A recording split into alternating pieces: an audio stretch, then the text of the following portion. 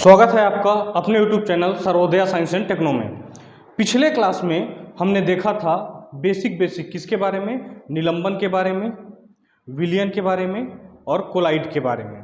और हमने पाया था कि जो विलयन है उसमें जो कण हैं वो इतने छोटे हैं कि प्रकाश किरणों को फैला नहीं सकते हैं।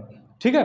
दूसरा ये भी था कि इसके कण को छन्ना पत्र फिल्टर पेपर के मदद से भी अलग नहीं किया जा सकता, जबकि निलंबन में जो कण थे वो बहुत ज़्यादा बड़े थे जिनको छन्ना पत्र के मदद से अलग किया जा सकता था।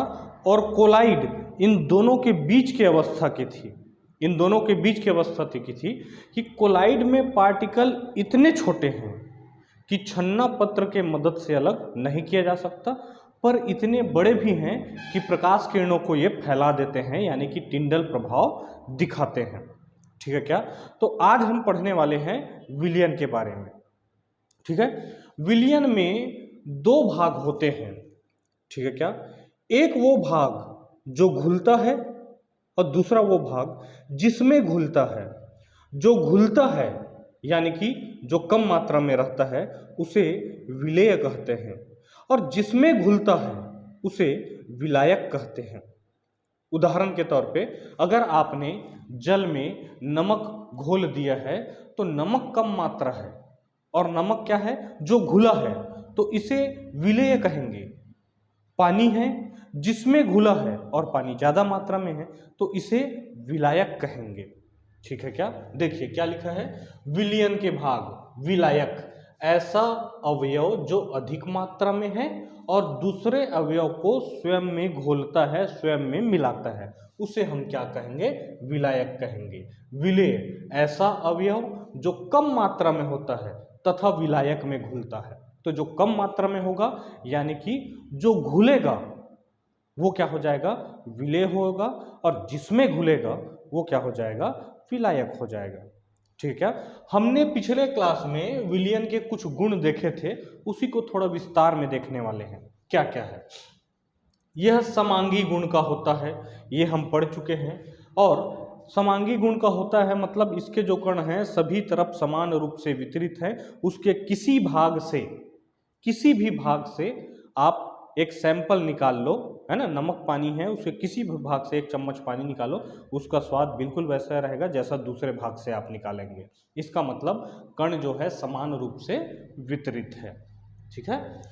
इनके अवयवी कण तली में नहीं बैठते, तो इनको अगर कुछ समय के लिए छोड़ दिया जाए तो इनके कण इतने छोटे होते हैं कि इनका भार इतना कम होता है कि ये तली में नहीं बैठ पाते हैं, तथा इन्हें छान कर भी अलग नहीं किया जा सकता, यानी कि फिल्टर पेपर या छन्ना पत्र के मदद से भी इनको अलग नहीं किया जा सकता है। ठीक है क्या? विलेय के कण अत्यंत छोटे होते हैं, इन्हें नग्न आंखों से नहीं देखा जा सकता। ठीक है। विलेय कण अत्यंत छोटे होने के कारण यह प्रकाश को नहीं फैला सकते, इतने छोटे हैं कि प्रकाश किरणों को नहीं फैला सकते, अर्थात टिंडल प्रभाव नहीं प्रदर्शित करता, नहीं दिखाता है। ठीक है। विलयन के प्रकार, विलयन दो प्रकार के होंगे, एक है संतृप्त विलयन, एक है असंतृप्त विलयन, सैचुरेटेड सॉल्यूशन और अनसैचुरेटेड सॉल्यूशन। ठीक है। तो विलयन को हम और क्या बोलते हैं, विलयन को इंग्लिश में बोलते हैं सॉल्यूशन। ठीक है। इसको सॉल्वेंट बोलते हैं, इसको सॉल्यूट बोलते हैं। खैर, संतृप्त विलयन यानी कि सैचुरेटेड सॉल्यूशन इसको बोलते हैं और अनसैचुरेटेड इसको बोलते हैं। अब देखिए, आप क्या किए, एक गिलास पानी लिए, उसमें नमक मिलाए या चलो शक्कर मिलाए, फिर उसमें शक्कर मिलाए, फिर से 10 मिनट घोले, फिर शक्कर मिलाए, फिर से 10 मिनट घोले, फिर शक्कर मिलाए, फिर से 10 मिनट घोले। ऐसा करते रहेंगे तो एक समय ऐसा आएगा कि शक्कर और नहीं घुलेगा, और शक्कर जो है तली में बैठना चालू हो जाएगा क्योंकि और नहीं घुल सकता। तो जब भी किसी विलायक में इस मात्रा में विलेय को घोल दिया जाए कि और इसमें विलेय नहीं घुल सकता है, तब उसको बोलेंगे कि ये जो विलयन है तृप्त हो गया है, यानी कि संतृप्त हो गया है। ठीक है क्या? अब और घोलने के लिए या तो आपको विलायक का मात्रा बढ़ाना पड़ेगा या तो ताप बढ़ाना पड़ेगा, दोनों तरीका है। एक गिलास पानी ले, उसमें और पानी मिला दो, अब घोल के देखते तो और घुलने लग जाता। या फिर उसी को आप गैस में चढ़ा दिए होते, ताप बढ़ाते और शक्कर घोलते, घुलना चालू हो जाता।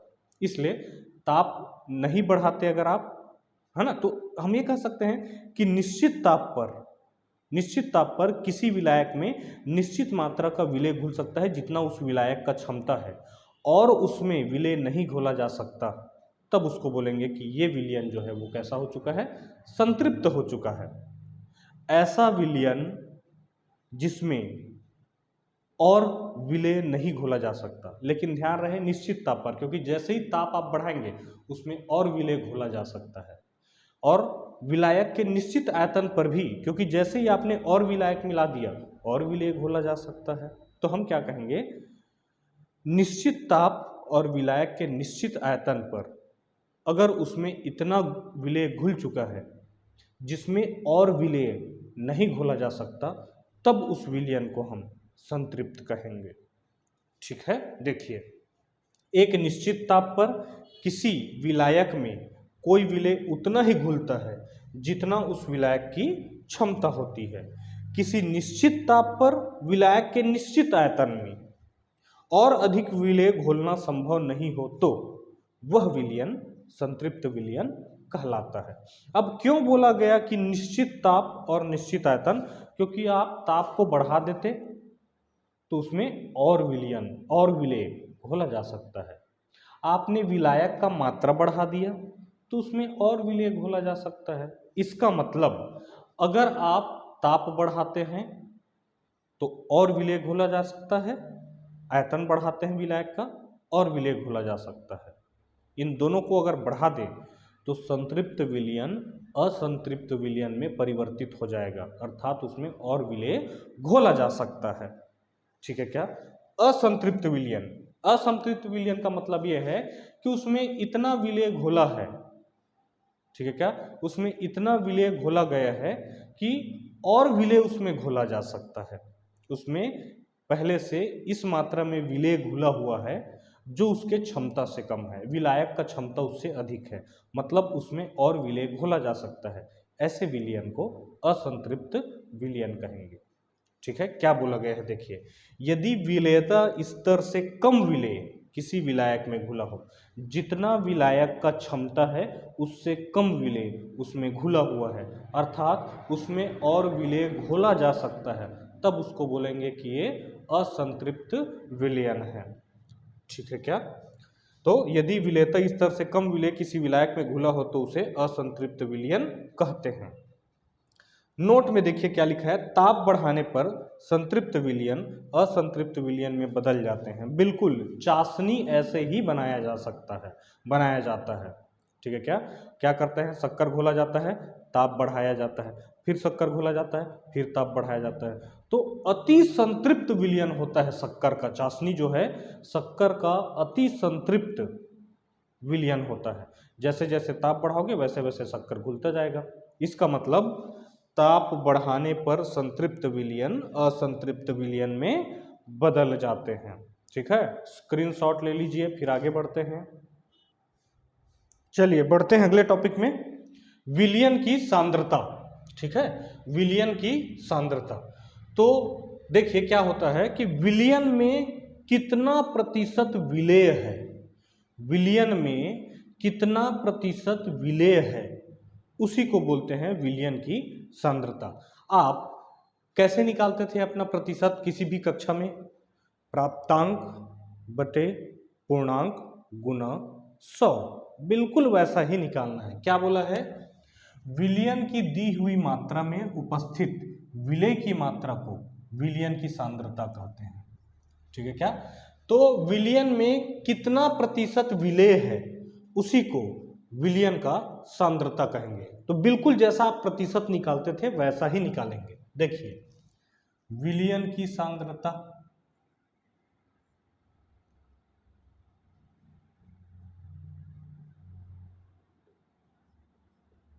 बराबर विलेय की मात्रा बटे विलयन की मात्रा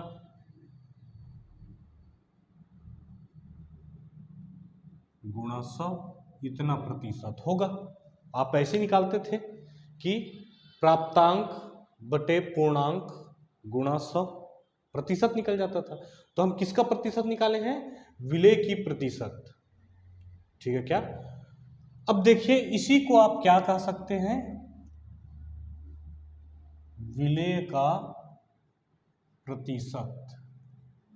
विलेय का प्रतिशत ये भी सही है। विलयन की सांद्रता मतलब विलेय कितना प्रतिशत है, विलेय की मात्रा क्या है। क्या लिखा है? विलयन की दी हुई मात्रा में, विलयन की दी हुई मात्रा में विलेय की मात्रा को विलयन की सांद्रता कहते हैं। मतलब विलयन की सांद्रता मतलब कितना प्रतिशत विलेय है। इसको दूसरे शब्दों में विलेय का प्रतिशत भी तो कह सकते हैं। कितना प्रतिशत विलेय है, तो विलेय का प्रतिशत ही विलयन की सांद्रता होती है। अब मात्रा किसमें दे सकता है? ध्यान रखिए, मात्रा किसमें दे सकता है मात्रा ग्राम में दिया हो सकता है मात्रा लीटर में दिया हो सकता है मात्रा मीटर क्यूब में दिया हो, किसी में भी दिया हो, सब में ऐसा ही करना है। अगर मात्रा द्रव्यमान में दिया है तो इसको क्या लिखते हैं? विलेय का द्रव्यमान प्रतिशत। ग्राम में दिया है तो ग्राम क्या है? द्रव्यमान है। तो विलेय का प्रतिशत तो है, लेकिन कैसा प्रतिशत है? द्रव्यमान प्रतिशत।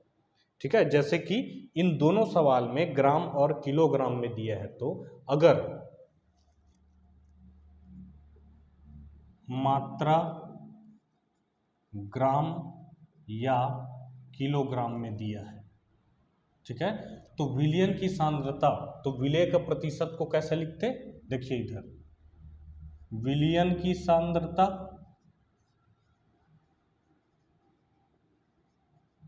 इसी को बोलेंगे विलेय का द्रव्यमान प्रतिशत। इसी को कहेंगे, विलेय की मात्रा को क्या लिखेंगे?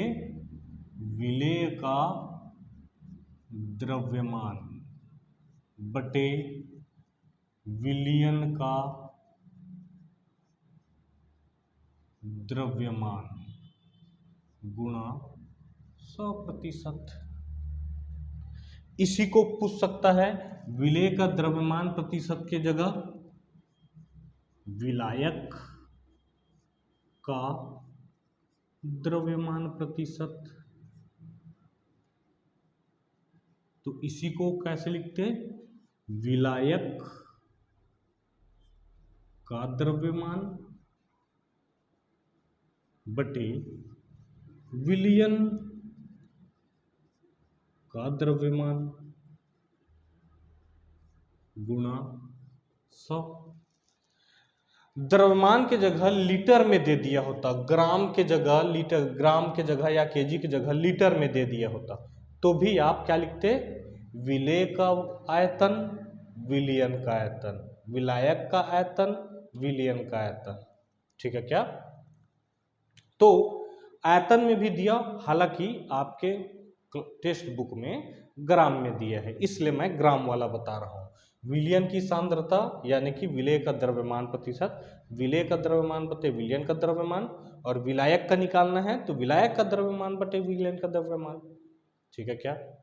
तो आप अपने परीक्षा में विलयन की सांद्रता में ये दोनों लाइन लिखेंगे, काम हो जाएगा। या इस लाइन को नहीं लिखना है तो इस वाले लाइन को लिखते तो भी काम चल जाता। ठीक है क्या? देखिए क्या लिखा है, 250 ग्राम धोने के सोडे को 1 केजी जल में घोलकर विलयन बनाया गया। तो देखिए विलायक, विलयन का द्रव्यमान या विलायक कौन है? विलेय कौन है? जो कम मात्रा में है, सोडा। कितना है? 250 ग्राम। विलायक कौन है? जल। जल का द्रव्यमान कितना है? 1000 ग्राम। ठीक है, किलोग्राम में दिया है तो उसको ग्राम में बदल लें। इस विलयन की सांद्रता प्रतिशत में ज्ञात कीजिए। इस विलयन की सांद्रता प्रतिशत में ज्ञात कीजिए। तो विलयन की सांद्रता बराबर विलेय का द्रव्यमान बटे विलयन का द्रव्यमान गुणा 100। विलेय का द्रव्यमान 250 बटे विलायक, देखो नीचे क्या है, विलयन की मात्रा यानी कि विलयन का द्रव्यमान, तो क्या हो गया 1000 धन 250 गुणा 100। कारण यहां पर आप ये लिखेंगे विलयन का द्रव्यमान बराबर विलेय का द्रव्यमान धन विलायक का द्रव्यमान।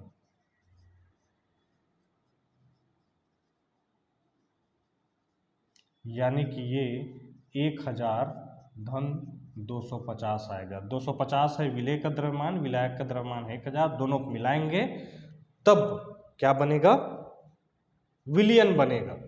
ठीक है, विलयन में दोनों आएगा, विलेय और विलायक, इसलिए आप विलयन का द्रव्यमान में क्या लिखेंगे, विलेय का द्रव्यमान धन विलायक का द्रव्यमान। तो विलेय का द्रव्यमान है 250, विलायक का द्रव्यमान है 1000, तो 1250 इतना प्रतिशत आंसर आएगा। तो आप क्या लिखेंगे 250 बटे 1250 गुणा 100।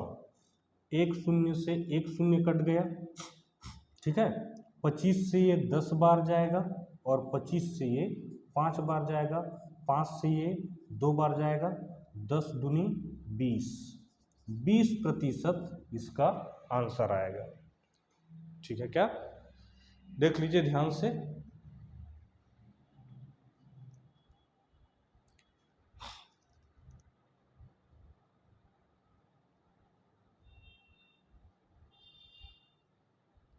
ठीक है, वापस से देखिए, इसको फिर से काट के दिखा रहा हूं मैं।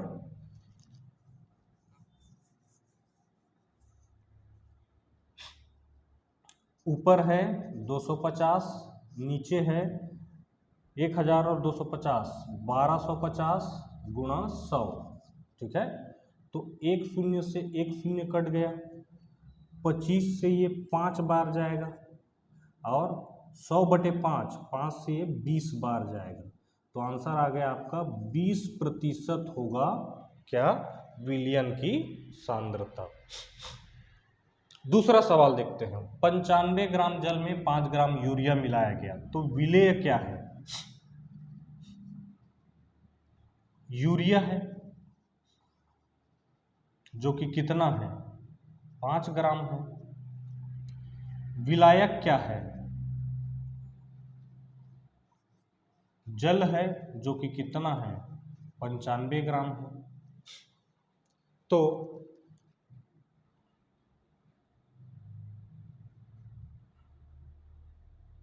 यहां पर विलेय और विलायक का द्रव्यमान प्रतिशत होगा, यहां पर विलायक होगा। ठीक है, तो विलयन का द्रव्यमान क्या हो गया, तो विलयन में तो दोनों आएंगे, तो 95 धन 5 बराबर 100 ग्राम। अब पूछा है विलेय का द्रव्यमान प्रतिशत, विलेय का द्रव्यमान प्रतिशत, तो ऊपर क्या रहेगा, विलेय का द्रव्यमान प्रतिशत, विलेय का द्रव्यमान, विलेय का द्रव्यमान कितना है 5 है, बटे विलयन का द्रव्यमान, विलयन का द्रव्यमान कितना है 100 है, गुना 100%। 100 से 100 कैंसल, आ गया आपका 5%। दूसरा पूछा है विलायक का द्रव्यमान, तो विलायक का द्रव्यमान प्रतिशत, तो देखिए विलायक का द्रव्यमान, विलायक का द्रव्यमान 95 है, विलयन का द्रव्यमान 100 है, गुना 100%, तो 100 से 100 कैंसल, क्या आ गया 95%। तो इस तरीके से आप सांद्रता या विलेय का द्रव्यमान प्रतिशत या विलयन का द्रव्यमान प्रतिशत निकाल सकते हैं। ठीक है, स्क्रीनशॉट ले लीजिए। चलिए, कोलाइड का हम बेसिक पढ़ चुके थे, इसको थोड़ा और विस्तार में देख लेते हैं कि कोलाइड क्या होता है। हम पहले ही पढ़ चुके हैं कि कोलाइड जो है विषमांगी है, लेकिन प्रतीत कैसा होता है, समांगी जैसे।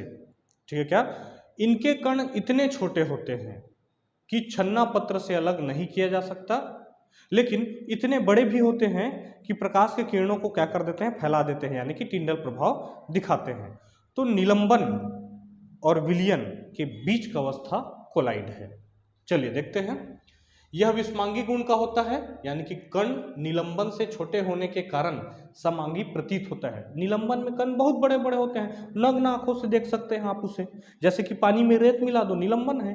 ठीक है क्या, तो प्रतीत भले होते हैं समांगी जैसे, लेकिन पहले ही मैं तीनों को एक साथ बताया था कि निलंबन क्या होता है, कोलाइड क्या होता है और विलयन क्या होता है। जब भी बोले कि तीनों में अंतर लिखिए, आप उन तीनों को जो हमारे पुराने वीडियो में था लिख सकते हैं। ठीक है, इसको भी अलग अलग करके लिख सकते हैं। ठीक है, तो यह विषमांगी गुण का होता है, लेकिन निलंबन से कण छोटे के होने के कारण समांगी प्रतीत होता है, समांगी होता नहीं है, यह विषमांगी ही होता है। ठीक है क्या, यह विलयन तथा निलंबन के बीच की अवस्था है, क्योंकि इसमें जो उपस्थित विलेय कण हैं वो विलयन से बड़े हैं, निलंबन से छोटे हैं। कोलाइड के कण इतने छोटे होते हैं, इन्हें नग्न आंखों से नहीं देखा जा सकता और ना ही छानकर अलग किया जा सकता है। तो फिल्टर पेपर से इसे भी अलग नहीं किया जा सकता। ठीक है, किंतु इन्हें अपकेंद्रीय बल लगाकर अलग किया जा सकता है। अपकेंद्रीय बल, जब भी किसी वस्तु को वृत्तीय गति कराया जाता है तो उस वस्तु पर बाहर की तरफ एक बल लगता है, जिसे अपकेंद्रीय बल कहते हैं। जब भी किसी वस्तु को क्या कराया जाए, वृत्तीय गति कराया जाए, तो उस वस्तु पर बाहर की तरफ बल लगता है। अगर कोई वस्तु जो है जिसे आप रस्सी से बांधकर कोई पत्थर को ऐसे घुमा रहे हैं, तो इस पर बाहर की तरफ बल लगेगा, बाहर की तरफ बल लगेगा। इस बल को क्या कहते हैं, अपकेंद्रीय बल। ठीक है क्या, तो इन्हें अपकेंद्रीय बल से अलग किया जा सकता है। उदाहरण, दही में मक्खन रहता है जो कि कैसा है, कोलाइड है। ठीक है क्या, जब उसको मथनी से बिलोया जाता है तो ये मक्खन बाहर की तरफ बल महसूस करते हैं और किनारे किनारों में एकत्रित हो जाते हैं, जहां से इसे निकाल लिया जाता है।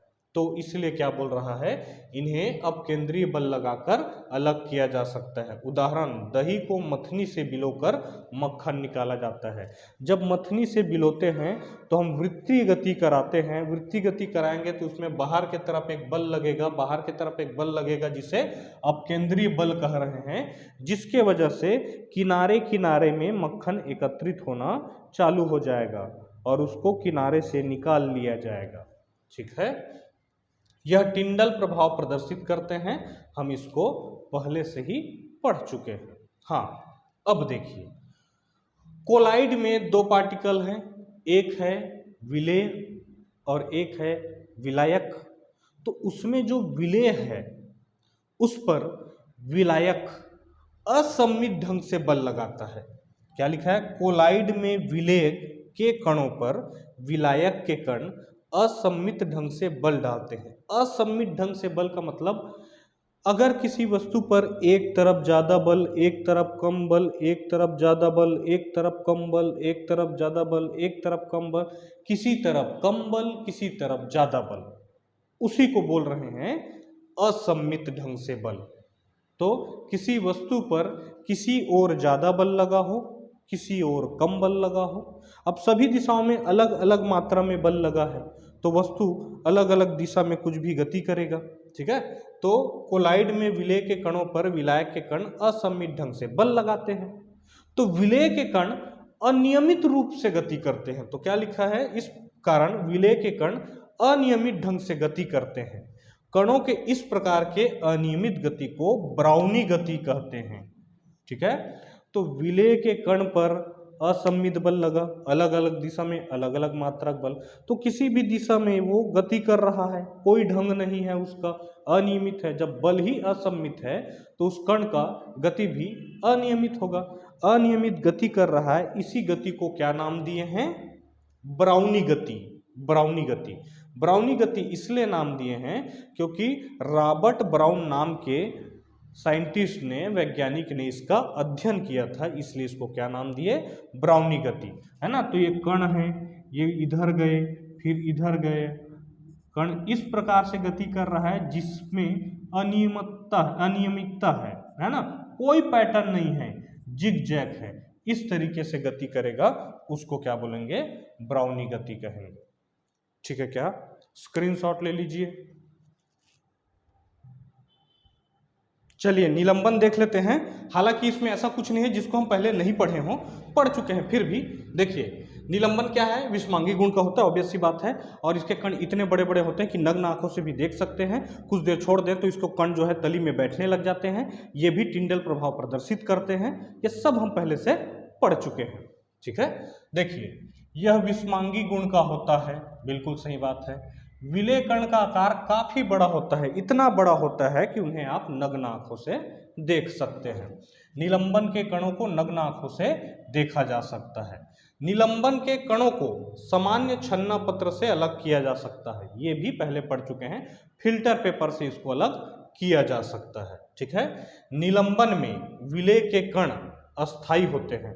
अस्थायी होते हैं का मतलब ये है, इन्हें कुछ देर के लिए छोड़ दिया जाए तो कण जो है तली में बैठने लगते हैं, है ना। इन्हें अगर बिना डिस्टर्ब किए कुछ देर के लिए छोड़ा जाए तो कण जो है तली में बैठने लगते हैं, इसलिए बोल रहा है कि उसके कण जो है अस्थायी है। ठीक है, और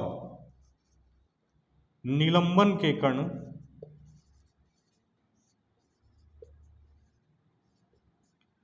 टिंडल प्रभाव प्रदर्शित करते हैं,